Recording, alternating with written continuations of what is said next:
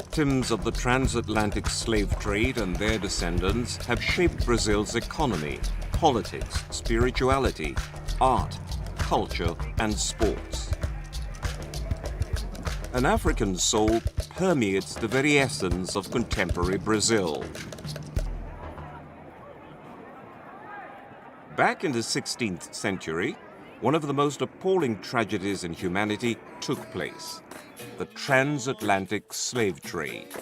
Not only because of its abhorrent barbarism, but also in terms of its magnitude, organized nature, and mainly the negation of the heart of its victims.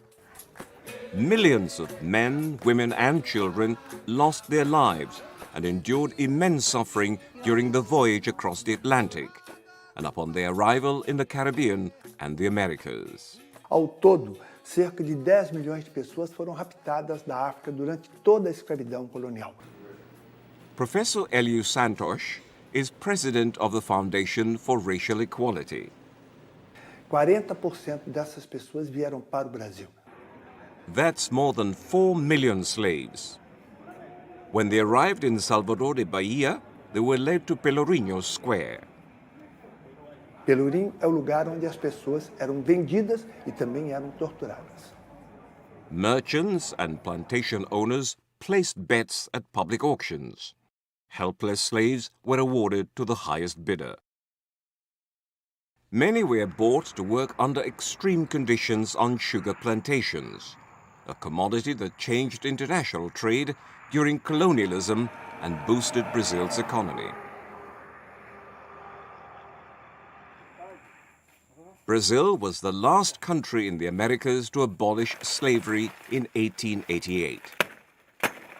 But for Afro-Brazilians, the struggle is far from over. E aí, como diz assim, 20 anos para cá, né, aí veio uma dizendo que é herdeira, né, que era filha de Ronaldo, né, até de Cazuza, querendo para a gente sair daqui. A plot of land that 34-year-old Sandra de Santos' ancestors worked and lived on for generations. Now called the Quilombo of Danda, runaway slaves banded together here, fleeing oppression and violence. Once free, they call themselves quilombolas, a term for people of African origin. For Sandra, conflict never ceased. Vinha trator para derrubar, né? Aqui veio muita questão de conflito. Quando a gente plantava, chegava lá no outro dia, havia tudo destruído. Recalling the hardship her ancestors endured during slavery, Sandra knew she had to fight back, or she and her community would lose everything. E aí foi no momento que eu parti, né? Me se tornei uma líder. Chega em sofrimento, abaixa meus bisavós, meus avós, agora meus pais.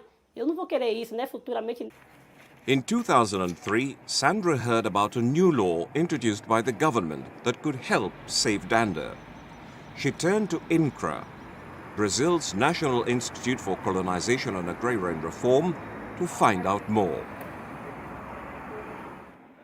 Richard Turciano is Director of Planning and Land Structure at INCRA. Ato do governo que aponta a possibilidade efetiva de resgatar esses territórios e devolver essas terras a essas comunidades quilombolas, né, e a garantir e fazer efetivamente a justiça àqueles que historicamente foram injustiçados e excluídos na história do país. But even with the new law, for years, nothing happened. Then, in 2009, there was renewed hope when former President Lula made a bold step.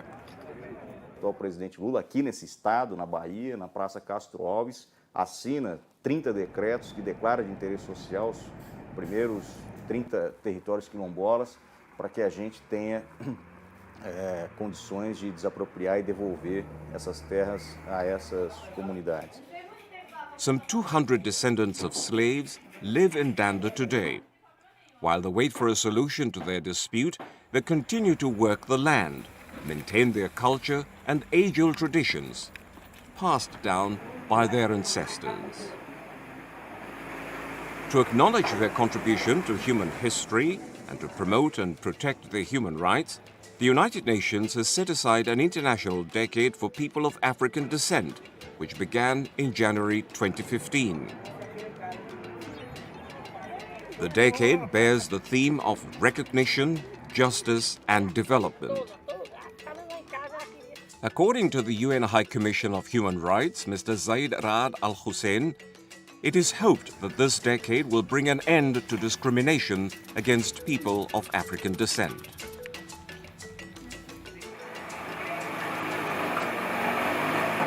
The wheels of justice are turning slowly. Gaining land title is an extremely lengthy process, and only few Quilombolas have succeeded in getting their rights to their land. But for Sandra and her community, success may be near. O título, totalmente a gente está, né, na mão, mas está na finalização da titulação. Agora nós estamos aguardando um prazo, que é um prazo do Poder Judiciário para poder conceder os títulos a essa comunidade.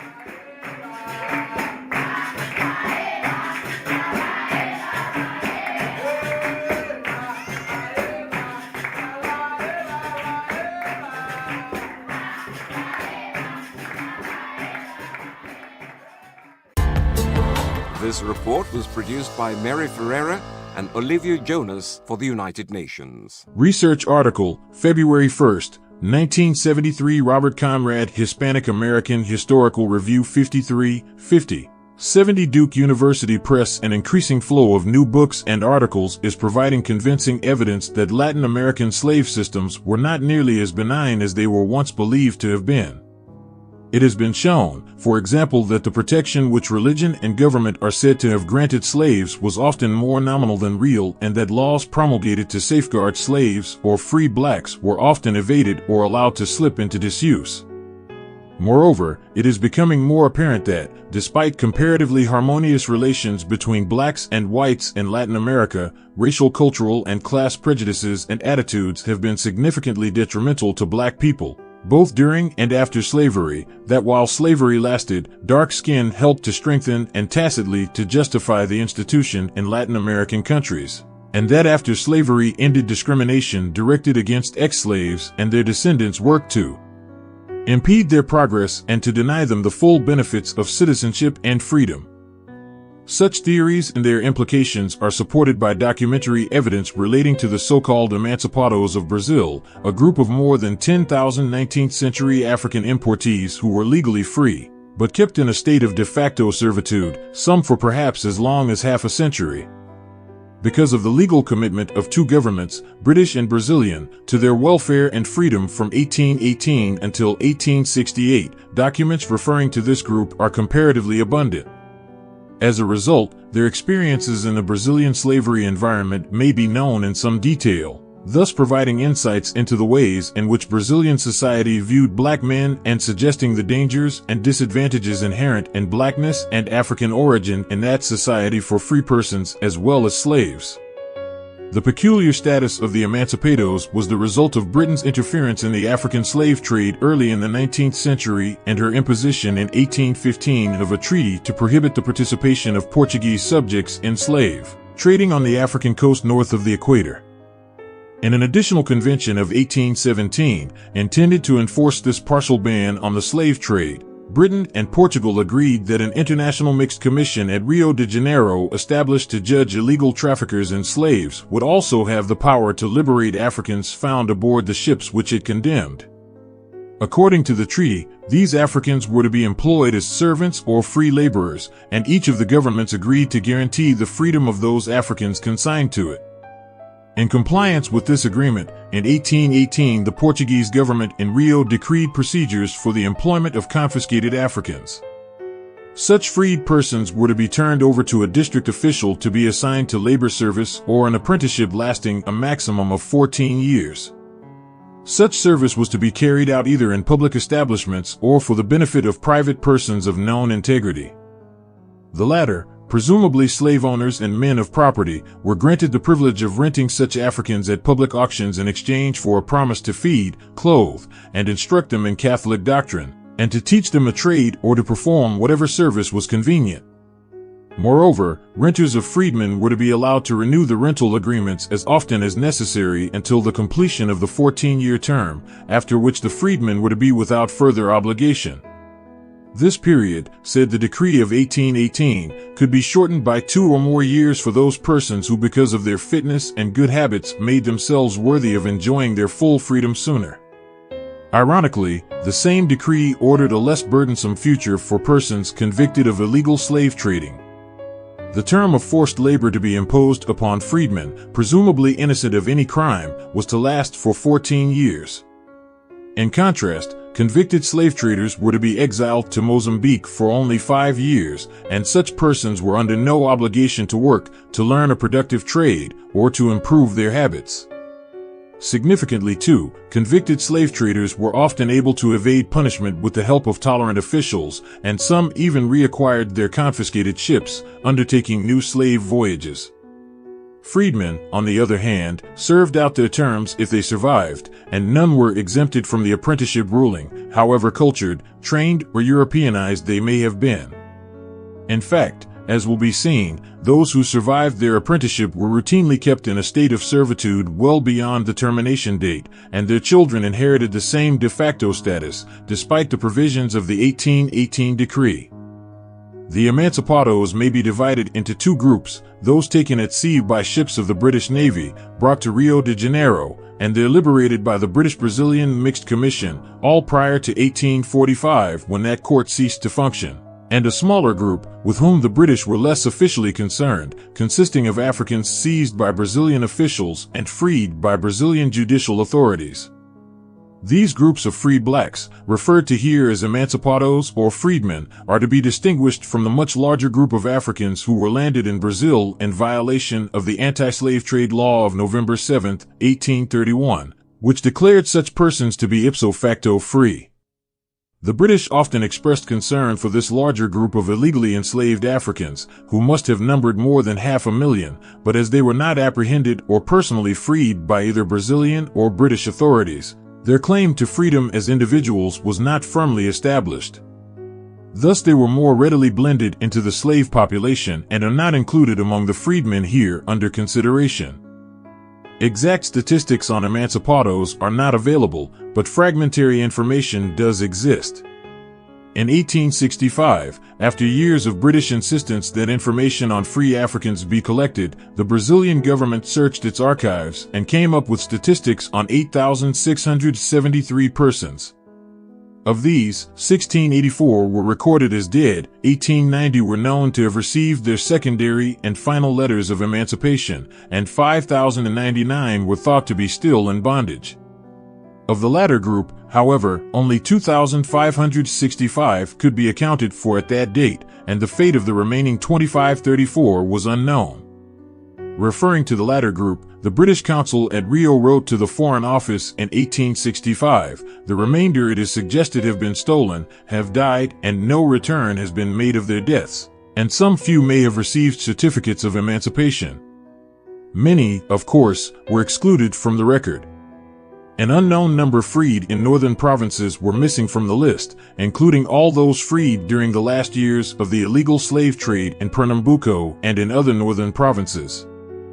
Missing were 142 Africans landed in the northern province of Maranhão in 1826 from the schooner Carolina, and they're partially absorbed into the slave population.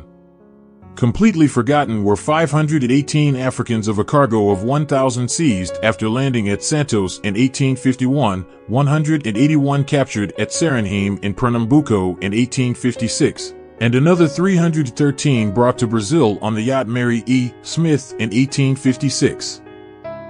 The 22nd of January 1808, the Portuguese royal family and more than 10,000 courtiers relocated to Brazil to escape the advancing Napoleonic forces. The War of the Third Coalition, which had begun in 1803, saw the British government instigate a naval blockade of Napoleon's coastline. Following the collapse of the Holy Roman Empire in 1806, a new coalition was formed.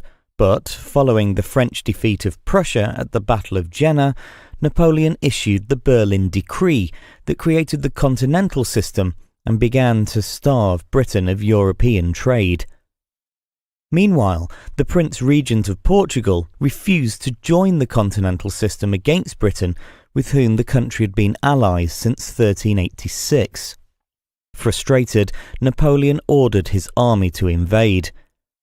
Under the command of French General Jean-Andoche Junot, a combined force of French and Spanish troops crossed the border into Portugal on the 19th of November. Having anticipated the invasion, and on hearing that Napoleon planned to depose the ruling House of Braganza, the Prince Regent settled on a plan to escape to the Portuguese colony of Brazil. Sailing under protection of the British Navy, the Portuguese fleet departed Lisbon on the morning of the 29th of November.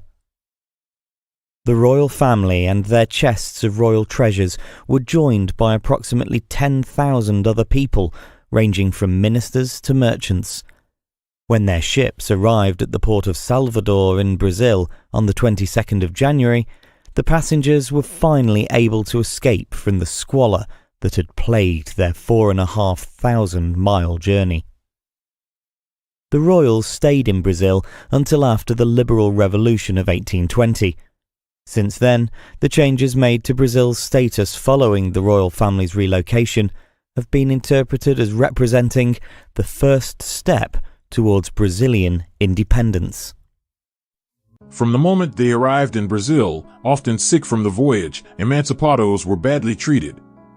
For many, the first stopping place in Rio de Janeiro was the House of Correction, a city jail intended for criminals, and then confinement there was frequently unpleasant and prolonged, the prison serving at times as a permanent residence for free Africans working in the city. In 1838, a British observer gave a revealing account of 288 survivors of a cargo of 300 or 400 Africans, mostly children, who had been sent to the House of Correction. I called at this House of Correction 8 days after their arrival there, when 7 more had died, and there were then 35 sick, confined in a small room, laying on the floor without bed or covering of any kind, with their heads to the wall, and their feet towards the center, leaving a narrow passage between the rows. I was glad to get away from the degrading sight, where human beings were treated much worse than dogs, and all this under the cloak of humanity. On the November following, I again visited the House of Correction, and learned that out of the 288 sent there in June 107 had died, and a great many more were sick. A petition to the emperor written 3 years later described the inmates of the House of Correction, including Emancipados, deploring their lack of space, their bad food, poor clothing, one shed of thin cotton of the poorest that there is, and their punishment the most abominable in the world. In 1843, the British commissioners, members of the Mixed Commission, described the treatment endured by the free African residents of the same prison. The allowance given to them of food and clothing is considerably below that of a slave, and is even inferior in quality. The provision for their lodging is a small room wherein at night these poor wretches are placed, or rather are packed. Their sufferings and privations can easily be conjectured. British documents reveal the hazards faced by freedmen who were rented to private persons, and the cupidity of officials responsible for their protection. The fate of one cargo, that of the Portuguese ship Carolina, seized and freed in Maranhão in 1826, is particularly well described. Within a year, according to diplomatic correspondence, most of the freedmen from the Carolina had been falsely reported as dead and surreptitiously sent into slavery. Among the citizens acquiring their services, aside from planters, were the magistrate in charge of their distribution, his brother then appointed guardian, and the president of the province who, about to retire, proposed to transport his allotment to Rio de Janeiro as domestic servants. A few of the Africans from the Carolina emerged strongly from the record. Among those distributed to planters was a man named Nicholas, Portuguese-speaking and a weaver by trade, who while still held in government housing witnessed the theft and sale of his wife. Though the latter was listed among the dead, Nicholas knew who had bought her and, complaining to the judge, was reunited with her. A black crew member who had served as caulker on the Carolina and was among the liberated slaves, fled his master's plantation to the house of the British consul to complain that he and 10 other freedmen from the Carolina were hard worked in the field. constantly flogged, and fed a miserable allowance of 3 pounds of boiled rice among them on days of labor, and nothing at all on Sundays. The man's appearance, wrote Hesketh, proved the truth of his declarations. The Carolinas English-speaking carpenter, who had made 2 trips to London and 1 to Barbados in the company of a former master, and who, despite his background in trade, was also serving a 14-year term of forced apprenticeship, went to the council to complain of his employer's refusal to provide medical treatment for a visible eye disease. A woman from the same ship, who reached Hesketh's residence threatening to take her life if forced to return to her employer's home, was described by the British consul as the most pitiable, being a perfect skeleton, with her back savagely cut by flogging, and in such a state of exhaustion that her voice was hardly audible. The freed woman told Hesketh that her allowance of food was 3 ears of Indian corn per day, and that she had been given a set task of carrying a quantity of stones each day, and constant punishment for not being able to complete it by dark. Other visitors to Brazil noted the imperial government's failure to protect free Africans. Claiming that such persons were never freed, a longtime British resident of Rio described their condition as 1,000 times worse than if they had not been given their special status. The slave traders, he wrote, would have sold them to persons who, generally speaking, would take care of them upon the same principle that domestic animals are cared for. As free Africans, however, they were unwholesomely crouched together, till their numbers are reduced by sickness, and the remainder are apprenticed for 14 years, which ends in perpetual slavery.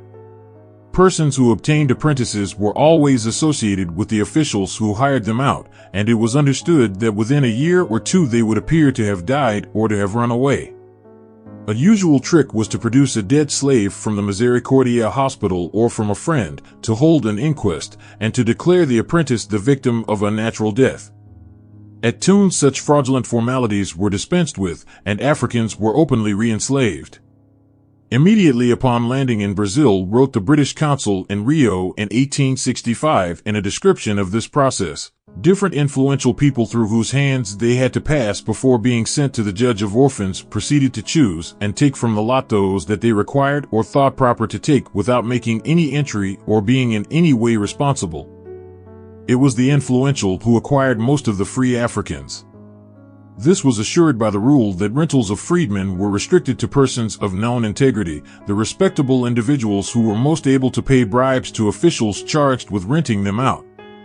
In 1843, the British commissioners in Rio reported that the office of Judge of Orphans, the distributor of free Africans, was so lucrative and influential that it is not permitted to be held by the same individual more than 4 years. Such persons, it was said, received bonuses from applicants for free Africans of $150,000 150 milreis for 1 man, $200,000 for 2, $250,000 for 3, and so in proportion. In 1838, when a group of freedmen were advertised in the official journal, many persons applied for them, but all were allegedly rejected except the persons in charge of their rental, their immediate friends, and British members of the Mixed Commission, who in this instance were among the privileged. Legally, the number of free blacks who could be hired by one person was limited to 8, but applications were made in fictitious names. The British commissioners were told in 1843 that a person of rank and influence received no less than 80 liberated Africans without his name appearing in any instance. The possession of such inexpensive workers amounted to a valuable state subsidy, and persons of known integrity responded. In 1838, senators and deputies were allegedly competing among themselves for recently freed Africans, and their distribution had become a means of favoring political friends. It was evident to the British commissioners that under the present system and with the feelings prevalent on this subject in Brazil, little distinction can be made between these Negroes and those bought in the market beyond the saving of the purchase money, to the receivers of them, and the difficulty of their being sold to another master. By mid-century, as the illegal trade was coming to an end, the situation of the freedmen had not noticeably improved. In 1849, a Brazilian opponent of the slave trade, Frederico Burlamaque, wrote bitterly of the mistreatment of free Africans in the anti-traffic journal O Filantropo. Free African, he protested, signifies cheap slave. The free African, he continued, was compelled to work until death for the benefit of a guardian who laid out a mere 18 milreis per year for his hire. Contrary to law, this guardian could employ his freedman however he wished, could put him in chains, could beat or kill him, could even sell him. The lot of the free African was worse than that of the slave, Burlamaque wrote, because the former cost his master only 18 milreis, and what did it matter if an African obtained so cheaply died of hunger or collapsed from overwork? In 1850, the British minister in Rio, James Hudson, described the Emancipados as most wretched. Ill-used, ill-fed, beaten without mercy and without reason, sold, false certificates given of their death, and, in short, every man's hand seems to be raised against them. The Swiss traveler Johann Jacob von Scudi claimed as late as the 1860s that nearly all free Africans in the custody of farmers were treated as harshly as slaves. Whether distributed to private persons or to government establishments, wrote the historian Portuguese Malheiro, free Africans were misused and denied the moral and religious education and protection guaranteed by law. Having observed their situation in his capacity of guardian curator of free Africans in Rio de Janeiro, this legal authority on the slave system described their condition with some passion, suggesting that a major cause of their mistreatment was their color. Belonging to the black race like the others, they were placed on the same level by reason of color, but, not being slaves, were treated not as well as the latter, or at best the same. Service and labor day and night, punishments, a lack even of necessities, or a scarcity of food and dress, they slept on the ground in unsuitable places, exposed to diseases, education was a dead letter. The children were cast into foundling homes in order to hire out their mothers as wet nurses, which caused the government to declare this prohibited by an order of April 11, 1846. In general, the grantees had only in mind the extraordinary advantages to be gained from their services. They wished to live from the sweat of the free African, exactly as from the slave. The best regulations were evaded through the spirit of profit.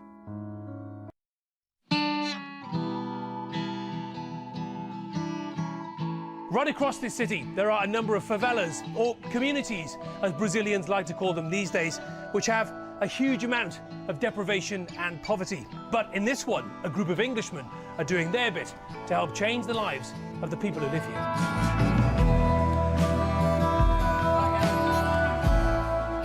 I work for Football Beyond Borders. We're renting out houses to fans who are going to be visiting here during the World Cup. We're organising a Favela World Cup, and we've been teaching a course of English. We kind of developed our own methodology, call it talk, play, learn. And so we teach them English in the classroom for 45 minutes. And then the English we learn in the classroom we go use on the football pitch. So it's basically using football to make English learning more enjoyable. You're obviously doing a great job, because this little fella earlier told me to shut my mouth. Yeah, it's one of my finest moments in teaching. What about the people in the favela? How do they welcome you? I think Brazilians like welcoming foreigners into their communities. I think you'll see that with the World Cup. Yeah. I'll start by introducing you to Marisa, who's Yeah. I guess the mum of the community. Marisa, she's the mum of the community. Yeah, it's Marisa. Hello, Marisa. Hola. Hello, very nice to meet you. How are you? So basically, you're arranging for Marisa to have fans staying here during the World Cup? Yeah. There's a lot of people in Brazil who are saying, look, we're not going to get any benefit out of this World Cup. What's the point in all this money being spent?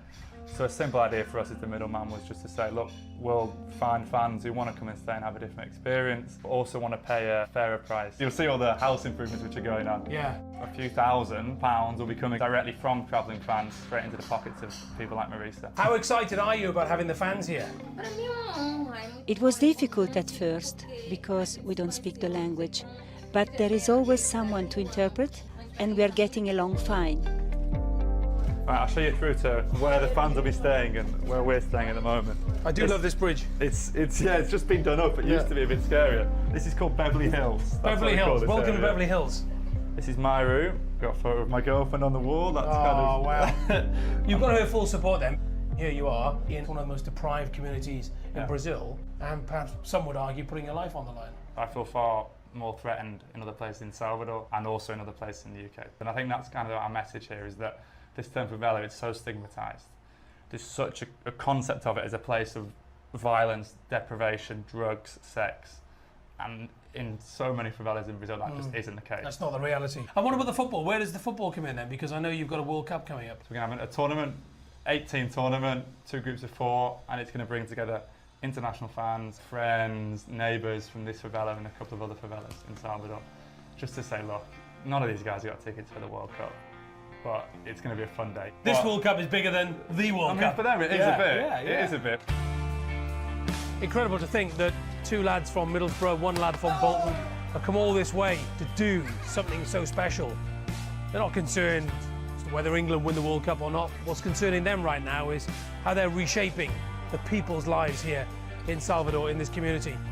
And as you've seen today, the people here in Brazil love them and appreciate the hard work that they're doing.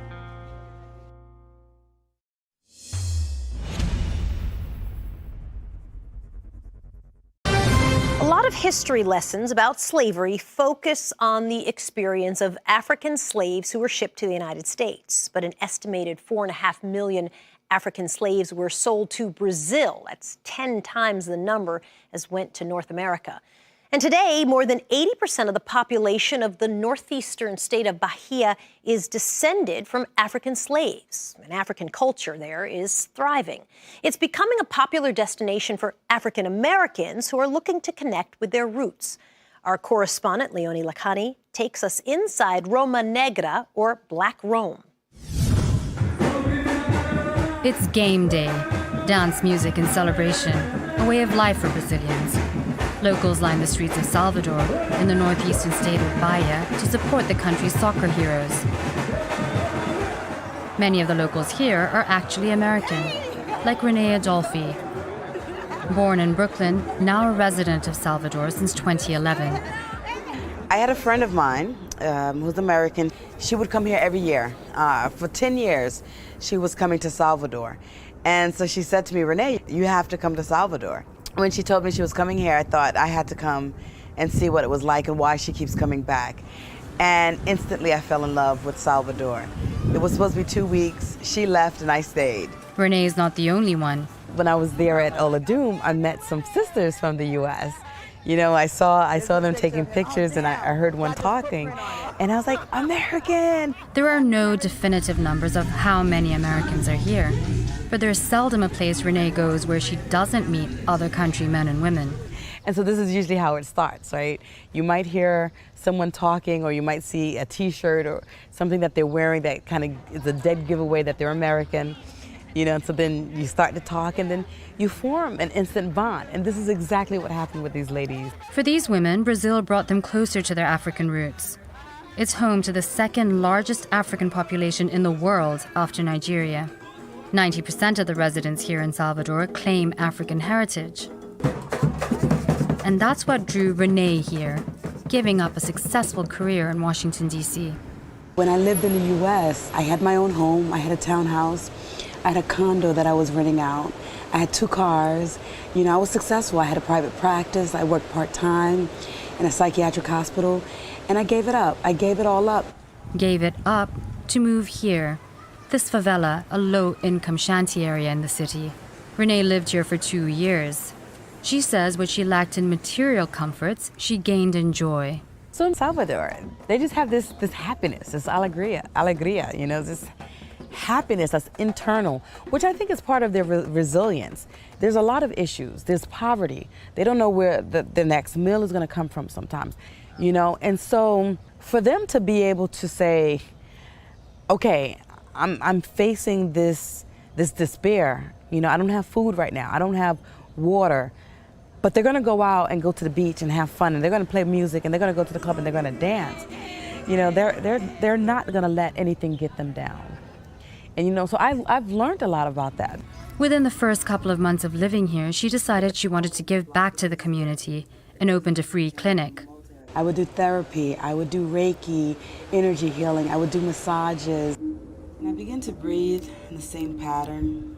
I work with all populations, but particularly I like to work with the Afro population because we have a lot of trauma. She also hopes to lure more Americans here. And I'm bringing women, African-American women and women of color from the States to explore Bahia, you know, to receive the healing that Bahia has. How y'all feeling? We about to go get down in Calvillo and party in Salvador. For now, she's sharing that healing with her newfound friends in town, shaking off hardships they may face back at home, free to just be, as another night passes in Salvador de Bahia.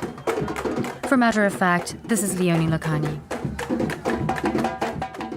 What could impact African Americans' travel to Brazil? The country's newly elected far-right president has just issued a series of executive orders targeting Brazil's indigenous groups, descendants of slaves, and the LGBTQ community. As late as the early 1860s, liberation for an emancipado was still unlikely. The difficulties encountered by free Africans in obtaining their letters of emancipation were, an anonymous writer informed the British minister in 1861, so great that they cannot through their own exertions alone obtain those letters. Another informant outlined 20 bureaucratic hurdles placed in the path of free Africans who petitioned for their freedom. These involved at least 7 officials, including the clerk of the Africans, the judge of orphans, the police chiefs of both the city and province of Rio de Janeiro, the general guardian, the director of the House of Correction, and even the minister of justice. Those who enjoyed the services of a freedman, concluded the same writer, do not commit the folly of facilitating his emancipation. The reluctance to free emancipados, as Portuguese Malheiro observed, was largely motivated by the profits to be had from their services, particularly important in a society suffering an endemic labor shortage. One writer referred to great advantages derived by the government from the services of the Africans and the many fortunes made by private persons. A Mr. Bailey, referring in 1861 to the hopeless and irretrievable slavery of the freedmen, explained that members of the cabinet are frequently personally interested. He himself had been informed that the head of the current cabinet, the Marquis of Caxias, had not less than 23 or 24 free blacks in his service, and the same may be said of many other Brazilians distinguished by their position and influence in this country. A justification for renting freedmen to private persons was the alleged desire to finance their shipment back to Africa, an often professed goal of Brazilian governments aimed at averting the danger of releasing a large number of unassimilated Africans upon society. Repatriation was a stated aim of decrees of October 29, 1834, and November 15, 1835, both of which again granted individuals the right to hire emancipados. And some 20 years later it was still being argued officially that commitment to re-exportation and the Africans' need of tutelage were the reasons for private rentals. Yet fees were kept low, favoring more the interests of private entrepreneurs than the goal of repatriation. The average rental cost of free Africans, wrote Portuguese Malheiro, was 12 milreis per year. Burlamate had put it at 18, a nominal fee which allowed their guardians to gain more from their labor in a month than their rental cost them in a year. As a result, income from rentals was never a major item in the national budget. In fiscal year 1840-41, receipts from the rental of freedmen amounted to only $19,052,000, the value of perhaps 20 slaves at current prices, and by 1865-66, the last year the item was included in the budget, the government's income from emancipados was only $2,049,000. Whether or not the fees provided enough money to transport thousands of persons to Africa, in 1868 only 459 were recorded as having been returned to their native continent. The cost of the Atlantic crossing was so high that even Britain was not prepared to spend the money when petitioned by a group of free Africans for repatriation. Though to suppress the international slave trade, the British government had been willing to maintain important units of the Royal Navy in Atlantic service for most of the first half of the 19th century. On the occasions when Brazilians acted in ways favorable to the freedom of emancipados, British diplomatic pressure appears to have been decisive. In response to persistent British notes, on December 28, 1853, the Brazilian government promulgated a decree supposedly intended to promote the emancipation of the long enslaved freedmen. Although this order provided for the liberation of all free Africans who had served private masters for 14 years, it had little effect, as only those Africans who applied personally for their letters of emancipation were to be freed, an unlikely prospect considering their ignorance and isolation. Africans actually receiving their certificates, moreover, were to be compelled to work and to live wherever the government ordered. The decree, furthermore, totally excluded from its doubtful benefits Africans in government service. The Brazilian foreign minister explained to the British minister that government-held freedmen had been excluded from the benefits of the decree of 1853 because of the danger or inconvenience, which would result to public order from letting loose upon the population a great many Africans employed in the public departments. Many Africans, he added, if permitted to go free, might be reduced to slavery by fraud and seduction. Nonetheless, by 1860, under continuing British pressure, the Brazilian government had begun to grant freedom to Africans in government establishments, though proceeding gradually, preferring the most meritorious and those who have served longest. The newly freed, moreover, were not to be entirely unrestricted, since the Minister of Justice thought it inconvenient that they live in cities, and ordered a clause to be inserted in every letter of emancipation that they are to reside in certain agricultural districts. The British-Brazilian dispute over the free Africans simmered for decades, contributing finally to a crisis in British-Brazilian relations, the Christie Affair. William Dougal Christie, British minister in Rio, first raised the question of the freedmen in May 1860 in a dispatch to London. In November 1862, he was virtually ordered to demand the liberation of all free Africans. In notes to a reluctant Brazilian government, Christie asked for lists of free Africans placed in Brazilian custody by the Mixed Commission, a request with which the Brazilian government did not comply until 1865. In July 1860, Christie began to communicate with Brazilian authorities concerning free Africans at the naval station at Itapira, a place he regarded as dangerous and unhealthful. And in March 1863, he was still remonstrating with the Brazilian government when relations between Great Britain and Brazil were severed, not to be renewed until 1865. Despite the break in relations, the Brazilian government began to meet British demands in favor of free Africans. In June 1864, by an act of the Justice Minister, 179 Africans, including 71 at the Itapira Naval Station, were granted their final letters of emancipation. Many of these had served more than 20 years, some as long as 26. In July, 104 more freedmen were emancipated, and 180 more in August. On the 11th of the latter month, instructions from the Minister of Justice abolished the fees which freedmen had been compelled to pay to receive then letters of emancipation, an expense which for some had been a serious barrier to liberation. By a decree of July 16, 1864, the Brazilian government promised to grant aid to free Africans and their families, and other government orders issued soon after declared the freedom of the Emancipados children and ordered their return to their mothers. The final act, the liberation of all free Africans, was decreed on September 24, 1864. Letters of emancipation, said this edict, were to be given to all emancipados in the empire with the greatest brevity and without any cost to them.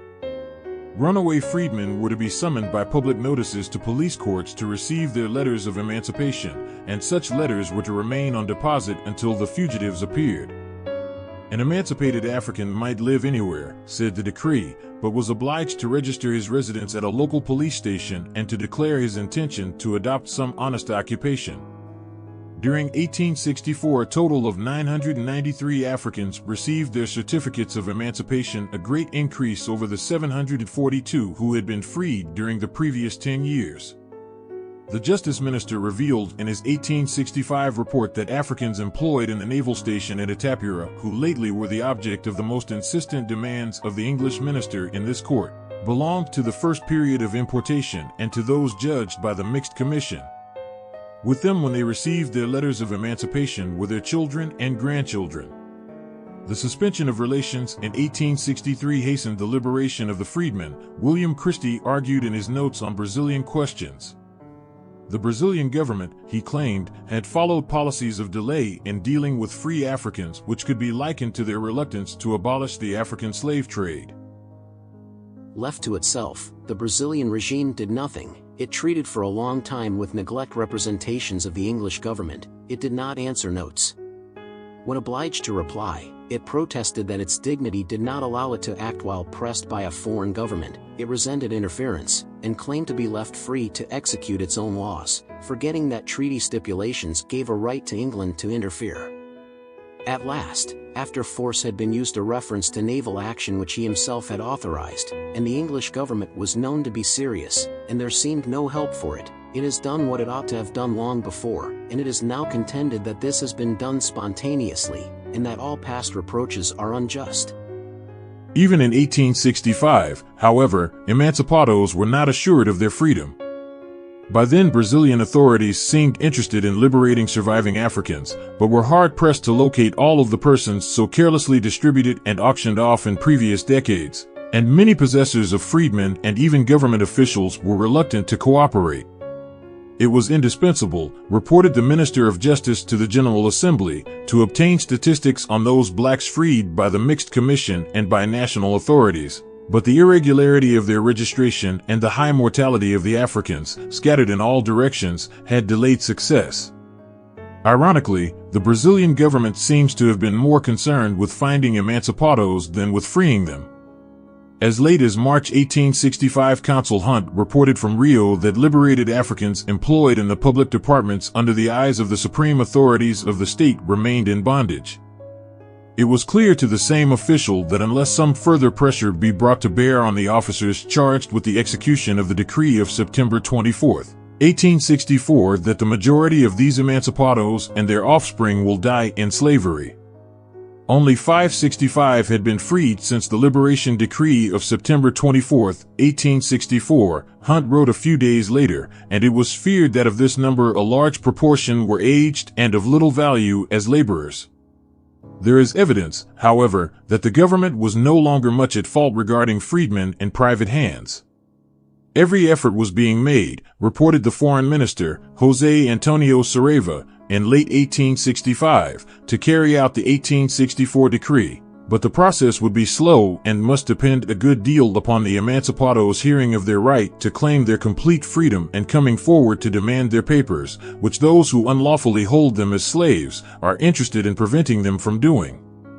The defective state of the police in the interior, Saraiva added, renders it almost impossible to detect and prevent frauds committed by the holders of emancipados, who bring forward certificates of death, probably referring to some other slave, or bring proofs that the emancipados entrusted to them have run away. More than a year later, the Minister of Justice announced that free Africans who for so long have been blended into the population still could not be adequately accounted for. Registrations which had been found normally contained only a name, with no indication of the freedmen's age or nationality. By 1868, the general registration of freedmen had not yet been completed, but 10,719 free Africans had been listed, an increase of more than 2,000 over the report of 1865. Of these, 3,856 were thought to have died, 191 were runaways, 459 had been deported, 2 were in jail. 2801, a little more than a fourth of the known total, had received final letters of emancipation, and 3410 were unaccounted for. Those who still are not enjoying the benefits of the decree, the Justice Minister ended, seeming to wash his official hands of the matter, owe this either to their own negligence or to other circumstances independent of the authorities charged with executing it. The emancipados, it may be concluded, were an extraneous group in Brazilian society living in a kind of legal purgatory between slavery and freedom. Thus their condition cannot be regarded as representative of the situation of the average freed Negro in Brazil, or of that of the average slave, whose condition was perhaps somewhat less difficult as many contemporaries claimed. Nevertheless, the harsh record of illegal servitude to which these Africans were subjected strongly undermines the view that Brazilian slavery was decisively more tolerable psychologically than North American slavery because of a high likelihood of emancipation. Even as non-slaves, the emancipados were denied liberty for many years by governments committed by law and international treaties to uphold their freedom. If conditions were such for a group theoretically free, the climate of freedom could not have been very favorable for the more than three-quarters of Brazil's African-born residents who as late as 1872 were still in outright slavery, though none had been legally imported for more than 40 years. The Brazilian government, closely allied with slaveholding planters and itself a product of a class-oriented slave society, emancipated the freedmen only after almost half a century of neglect and procrastination. Even then, not all were found and freed, and many probably spent the rest of their lives in servitude along with hundreds of thousands of illegally imported Africans whose owners had evaded British warships and Brazilian authorities. The abuses inflicted upon the freedmen were in part at least a consequence of their race, origins, and African cultural traits, all of which were identified with servile status. Brazilians as a whole were accustomed to the sight of enslaved Africans and even looked upon their enslavement as essential to the success of the national economy. As a result of these attitudes and a persistent demand for cheap servile labor, for nearly half a century no institution in the country was motivated to intervene effectively on their behalf. Both the state and certain monastic orders exploited their labor quite as long and as silently as rural planters. Although the state finally acted to impose belated justice, this writer has seen no evidence that the Catholic Church ever exercised its social and moral powers to liberate the Emancipados or to protect them during their long apprenticeships. At the very least, these facts call into question the image of church and state as powerful mitigating factors in Brazilian slave society. Neither slave nor free, the Emancipados of Brazil, 1818 to 1868. Robert Conrad, Hispanic American Historical Review, 1973-53, 150, 70 Duke University Press.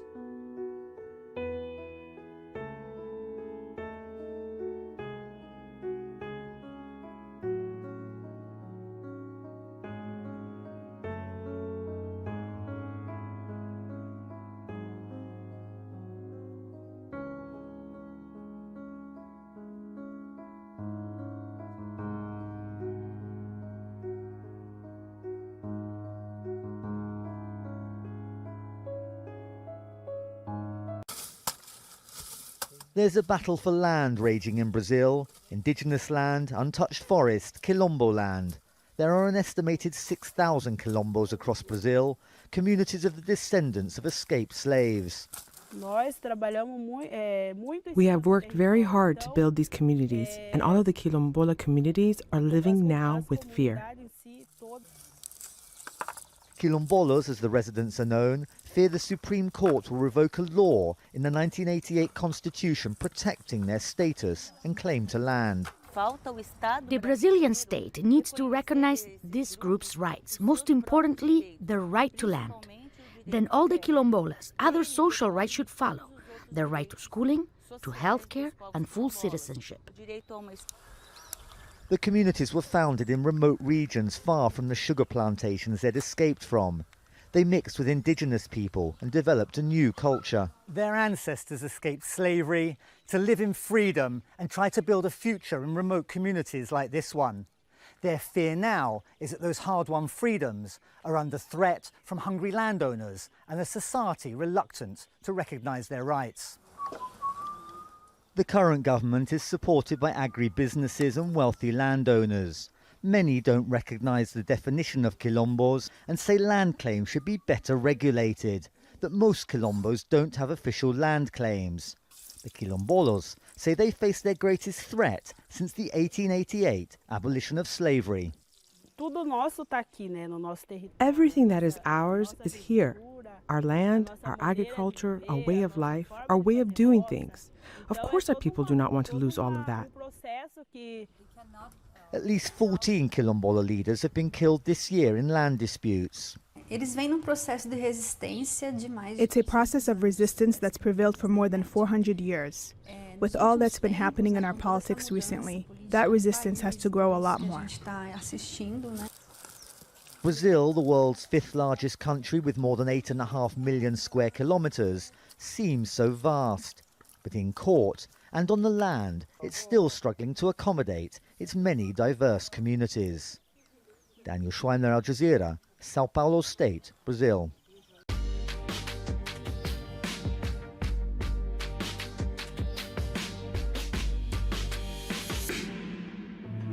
There's a mystical energy that flows through the veins of this city. Its heart beating to the rhythm of a land far but not forgotten. In this magical place, the rolling tides of history have carved out a unique culture where the traditions of yesterday may be the key to unlocking its potential tomorrow. Salvador Bahia is more than a destination. It's a way of life. In the colonial neighborhood of Pelourinho, I meet up with one of Salvador's leading voices on Afro-Brazilian culture. And he tells me all about this awe-inspiring neighborhood that UNESCO has designated a World Heritage Site. We are here at Pelourinho, at the historical center of Salvador, Bahia. the cultural capital of Brazil. It's a very vibrant place now with a lot of arts and culture. So that's actually the center of Salvador and the heart of Brazil. Paulo Rogério is an entrepreneur and social activist who specializes in the inclusion and economic empowerment of the nearly 100 million African descendants here in Brazil. In my city, particularly Salvador, is 84% Afro-descendants. 84%? 84%. It's a vast majority. Yeah, the vast majority. It's a culture that people come from all over the world, from Norway, from China, to see the Afro culture here. The Afro culture is more prominent here than in any other part of Brazil, and in all walks of life. From capoeira to candomblé and even carnival, it all started in Salvador, and it vigorously maintains its ties to its African heritage. But particularly the African component of the culture is really vibrant and in your face. So to see it for myself, I head to the Rio Vermelho neighborhood to take part in a uniquely Afro-Brazilian cultural phenomenon. Students at Capoeira Regional have come here to learn and play in this mystical martial art. They swing, roll, and sweat to the rhythms of the drum, and in doing so, finding a deeper connection to their past. And I've come to do the same. Capoeira looks more like a dance than a fighting style. Rhythmic movements distract the eye from its true purpose. One of the students here tells me that was the intention. Capoeira is our ancestors' fight. It was disguised as a dance, so you have music, you have percussion, but it's a fight. It was used so that Afro-Brazilians, slaves, could fight the slave owners. So that's the experience that it brings to us. Nowadays, capoeira here in Brazil is even taught at a university. You will see everywhere young people, little kids, young adults and elderly people enjoying and playing, dancing and fighting at the same time. I even try my hand in the ring, with the master of the school no less. But it doesn't take me long to realize that as easy as they make it look, well, it ain't so easy. I usually think that I can pretty much do anything, get in there one time, look at it and do it. This is not one of those times. It's very complex movements. I mean, you're up, you're down, you're side to side, and you have to put it in rhythm as well. It's not something you just go and just do. It has to be a fluid motion. Capoeira in Salvador is a link to the past that can't be severed by a changing future.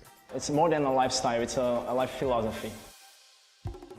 After working up an appetite, Bruno takes me to one of the hidden gems of Salvador, an off-the-radar eatery with a very specific angle. I've come out to eat with my World Citizen Crew family. And we've come to EXHAUSTIVE de DIASPORA, which is a restaurant dedicated to the Afro-Brazilian cuisine here in Salvador. And from what I'm told, is one of the best restaurants in town.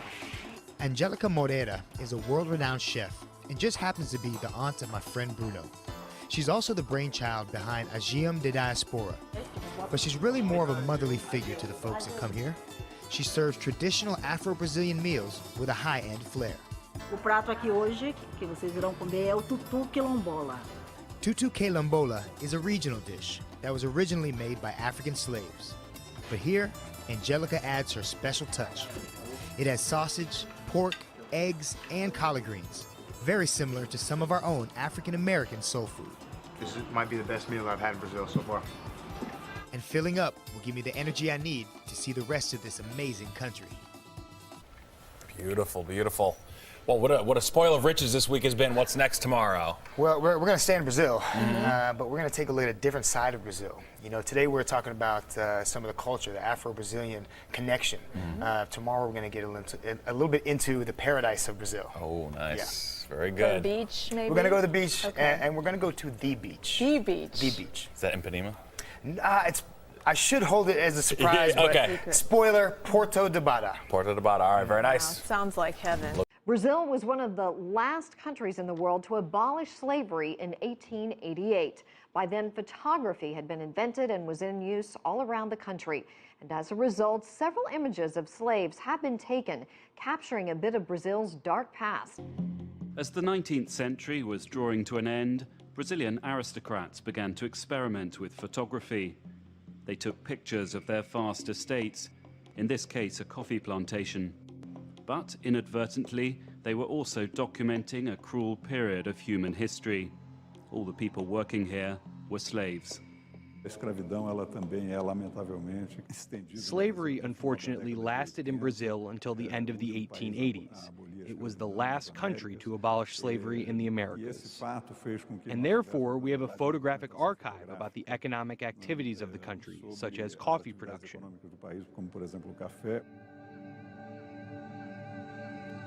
The photographs were intended to be viewed as landscapes, but the quality of the original negatives was so high that when the prints are blown up to a large scale, some uncomfortable truths are revealed.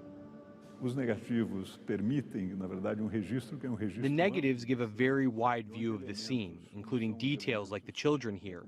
These are evidence of another powerful story. The expressions, the details, they all hint at the fact that all this depends on violence. Brazil imported more slaves from Africa than any other country, more than 3 million. These photographs were taken in the final 2 decades of legal slavery. They reveal the tensions of those last years. It is a decade of latent violence. On one hand, there are the slave owners that want to recover the money they invested in the slaves. At the same time, there are a lot of slaves running away, forming armed gangs. It's the beginnings of a fight for freedom. The final photograph in the exhibition was taken after the abolition of slavery. A mass is being held in the presence of the emperor's daughter, Princess Isabel. She signed into law the Abolition Act. As a result, she became the enemy of rich plantation owners. Shortly after this photograph was taken, she fled to exile in France. But has Brazil really left its slavery past behind? The exhibition curator has his doubts. Abolition came too late to Brazil, but clearly it left a legacy which in a lot of ways we still haven't overcome. Stephen Gibbs, CCTV, Sao Paulo. What if I told you the Confederacy never really died? That there is a place where the stars and bars is viewed, not with revulsion, but with pride? That in this place, wearing a gray uniform really was nothing more than expressing heritage, and had no larger political message or signal? Where once a year a community gathers together to toast and pay tribute to old Johnny Reb? There is such a place out there, where the dream of the South didn't die with the Civil War, where Southerners could dress and dance as they pleased, and find refuge to practice their traditions and customs, as well as their vile practices, without interference. Welcome, viewers, to Americana, a lost Confederate colony. Now you might be wondering, where in the hell is this Confederate paradise? Well, I'll give you a hint. It's in the South. No, I mean the South, as far south as you can imagine.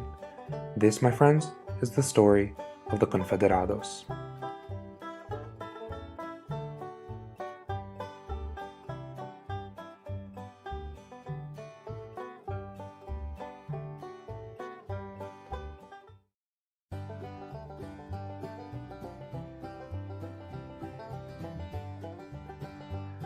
As the long, brutal American Civil War was coming to its bloody conclusion, many in the South knew what lay ahead of them. After the passage of the 13th Amendment, as well as the horrifying stories of General Sherman blazing and razing a savage path to the sea, many in the South had realized that the final death rattle of the CSA wasn't too far off. The general attitude in the South had gone from desperation to despair. Fear and panic were spreading fast, and talks of holdouts were quickly turning into rumors of a mass exodus. 2 days before the surrender of General Lee, one Southerner wrote in her diary, "The war is closing in upon us from all sides. I'm afraid there are rougher times ahead than we have ever known yet." Nobody seems to doubt it, and everyone feels ready to give up hope. There is complete revulsion in public feeling. No more talk about help from France and England, but all about emigration to Mexico and Brazil. Many in the South saw the defeat and impending occupation by the North as an existential crisis, one they would rather flee from than deal with head-on. And so, they packed their remnants and resentments and prepared to head south of the border, best exemplified in the words of veteran Major Innes Randolph. "I won't be reconstructed. I'm better now than then. And for a carpetbagger, I don't give a damn. So I'm off for the frontier soon as I can go. I'll prepare me a weapon and start for Mexico."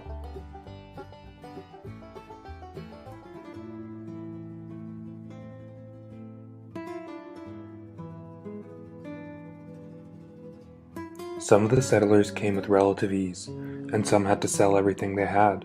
But no matter how they came, in Latin America they found themselves welcomed. There was actually something of a scramble to resettle these fleeing Southerners, with countries such as Venezuela, Mexico, and Honduras vying to attempt to resettle them. The Southerners had valuable knowledge and expertise in the still profitable field of agriculture and production, and while it had been starting to phase itself out, slavery was still a very lucrative proposition in Central and South America at the time. In the beginning, many of the emigres from the CSA attempted to settle in Mexico, but it didn't exactly go as planned. More Southerners would wind up in Brazil overall, but amongst those who went to Mexico, at least initially, were many higher-ranking members of the CSA military command structure. Although seemingly welcomed by Emperor Maximilian at first, between the spiraling unrest in Mexico at the time, as well as lingering suspicion and resentment left over from the Mexican-American War of 1847, it didn't take long for the Confederates to wear out their welcome, and things began to unravel for them in Mexico quite rapidly. Many went back home, but many still, fearing and resenting what awaited them back in the now occupied South, looked around for other options. And there seemed to be no shortage of options. The most attractive offer, though, came from Dom Pedro II of the Empire of Brazil. Brazil was as, if not even more so, welcoming and attractive to the more common citizenry of the CSA. Mexico was for the generals and the military, who planned to use it as a base and launching pad for future plans. Mexico was not truly giving up hope for Mississippi, but Brazil was a clean break. In Mexico, you were almost a refugee. In Brazil, you were a settler, a pioneer in a new untapped land full of limitless potential. Plus, it didn't hurt that Brazilian society of the time would actually have more in common with the antebellum culture of the South than the Southerners would find in the northern half of their own supposed country. Although it had outlawed the importation of slaves in 1850, the vile practice of slavery was still very, very much alive and thriving in Brazil. Although they could probably make more money closer to home out in the West, many Southerners chose Brazil for a variety of reasons, including its size, warm to moderate weather, as well as plenty of land for cotton and sugarcane to grow. The Brazilians courted the Southerners into resettling in Brazil, taking out ads in newspapers around the soon-to-be former CSA. They offered to subsidize their transportation and promised land for those who came. Brazil at the time wasn't fully settled yet, so these Confederates, with their expertise and hard work ethic, could be quite a boon for the still shaky empire. And their efforts paid off. Of the thousands who left the South, Brazil was the largest beneficiary, both in terms of human capital as well as economic benefit. So off they went in the thousands to Brazil, sometimes integrating into larger, already established cities like Rio de Janeiro, as well as founding and settling their own communities out in the unknown wilderness, trying to recreate a home so far in terms of land, but never so far away from their hearts.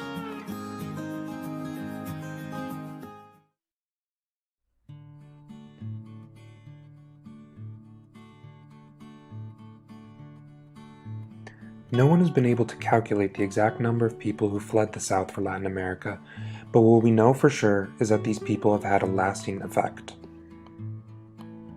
Although the vast majority of these confederados returned to the States after the end of Reconstruction and the implementation of the Jim Crow laws, many stayed and made lasting impacts on the societies they integrated into.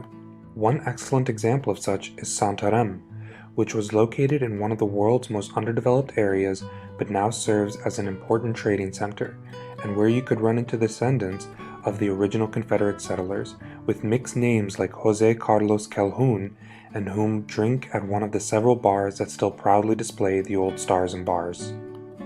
For many Americans, myself included, these mysterious wayward brothers and sisters are a mystery to us. I personally find it both somewhat encouraging and sad. It's strange to know that no matter what happens to us up here in the United States, that there exist a people out there who continue our legacy and existence, even if it is the worst possible example of our national history. I wonder if they think about us up here in the States, if they think of us as home, or if it's just a far-off place that their ancestors fled to. When Jimmy Carter was the governor of Georgia in 1972, he and his wife Rosalind, whose great-uncle had actually been one of the original Confederados, made a trip down to Brazil. Although now demographically a minority, he couldn't help but marvel and admire the influences the Confederados had had on the city of Americana, remarking that they had seemed and sounded just like Southerners. To paraphrase an old saying, you can take the Southerner out of the South, but I guess you can never take the South out of the Southerner, for better or worse, or wherever that may be.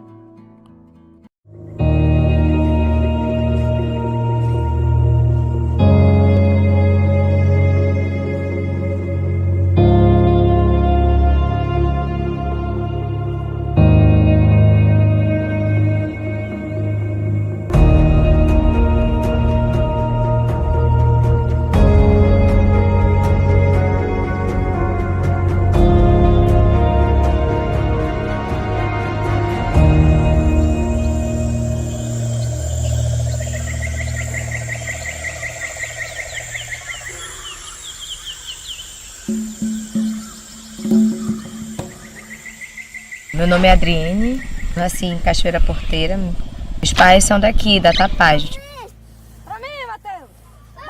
O meu papel como professora é estar levando para os meus alunos tudo isso que eu já aprendi, porque eu tive uma grande dificuldade quando eu fui para ser selecionado na faculdade, onde eu me deparei com a história do meu povo. E aí eu não era conhecedora dessa história. Então, eu não quero que quando meus alunos cheguem lá na universidade, eles não conheçam a sua história. Então, eu dou o máximo para me passar da nossa história, do nosso quilombo, do nosso povo, de onde o nosso povo veio, o que o nosso povo já conquistou até hoje, por quê. Seu Barulho, ele era um homem que ele previa as coisas. Tu sabe que ele previa? O Seu Barulho compôs uma música que lá ele falava que ia sair uma hidrelétrica em Cachoeira Porteira, que sabe o que ia acontecer? O nosso igarapé que a Isabelle falou que tem aqui, que é lindo, maravilhoso, com aquela água bem deliciosa. Sabe o que ele disse? Que essa barragem sair, o igarapé vai subir. Senhora tava lá? Eu tava lá com ele. Ele disse assim, que os peixes vão morrer sobressaltado e nós vamos... Já vi a barragem no celular? Já. E nós vamos ter que sair daqui da Tapagem. Eu decidi que eu ia entrar para concorrer a uma vaga para ser presidente do território. Não foi fácil porque ainda existe muito machismo hoje nas nossas comunidades, e eu acho que no Brasil inteiro, não é só aqui. E onde as pessoas achavam que eu, pelo fato de ser mulher, jovem, e ter o meu trabalho como professora, eu não ia conseguir conciliar os dois. E uma das primeiras coisas que eu enfrentei foi a questão do madeireiro, que já estava na coordenação, a coordenação antiga, ele já estava negociando com o madeireiro. E quando nós entramos, o madeireiro veio para cima de mim, já com papel para me assinar, querendo entrar para o território. E eu disse que eu não ia assinar, até porque nós falamos que nós íamos trabalhar com transparência.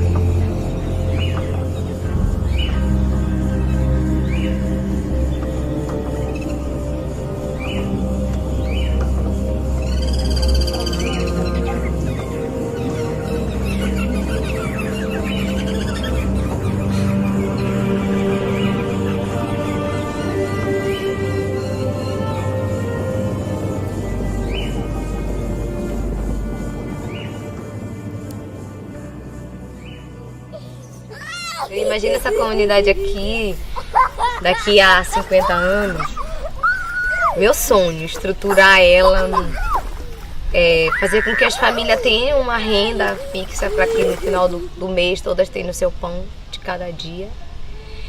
E meu sonho é deixar um legado como meu avô deixou. Para um dia, quando meus filhos nascerem, os filhos dos meus filhos verem, ó, minha mãe foi uma grande lutadora aí, conquistou isso aqui. Uma das histórias que meu avô contava, que hoje está repercutindo muito, não só aqui pra gente, como aí pra fora, pro mundo todo, que quem conhece a história dele, que ele era um compositor, ele compôs música, e onde dessas músicas dele ele previa as coisas que iam acontecer. Tem alguma dessas músicas aí? Sim. Pode cantar? Posso. Eu tive uma notícia muito triste. Eu soube que a barragem ia sair, querendo destruir a mãe cachoeira, que dá o leite e o mel para o país. Coitado destes pobres ribeirinhos, não sabem onde é que vão morar. As minas vão tirar de nossa terra e o povo de nada vai se gozar. Meu Deus, ajude esta população que luta a favor da associação. Fazer essa entidade não sair, lutando pra essa maldita não sair. A água vai ficar envenenada, as caças todos vão se retirar, os peixes vão morrer sobressaltados, o povo vai sair desse lugar. As consequências entre as doenças, na água ninguém vai poder banhar. As minas vão tirar de nossa terra e o povo de nada vai se gozar. Ô mãe cachoeira, tão bonita que tu eras, trombetas e mapoeiras, pra agora ser destruída. Ô minha mãe querida, eu prefiro mais a morte, mas não ver a sua derrota.